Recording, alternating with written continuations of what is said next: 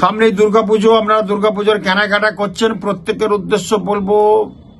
যার যেটা colour sweet করবে বা দুর্গাপুজোটা ভালো কাটবে তাদের ক্ষেত্রে ভালো মন্দ কিছু তো আছে, সব রাশির একটু সাবধান সতর্কতা বানিয়ে দেবো। তবু বলবো যাদের মেষ রাশি তারা কিন্তু হলুদ এবং মেরুন কালারটা পরুন, যাদের বৃষ রাশি ক্রিম এবং হলুদ কালারটা পরুন, যাদের মিথুন রাশি সবুজ এবং সাদা কালারটা কিনুন দুর্গাপুজোর কেনাকাটায়,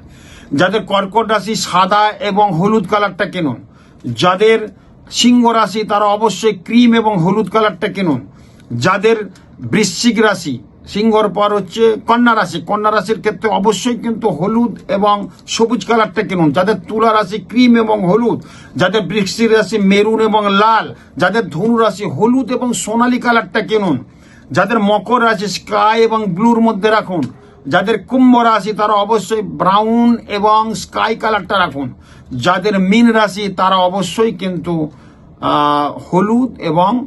লাল কালারটা রাখুন বা গোলাপি কালার পরুন,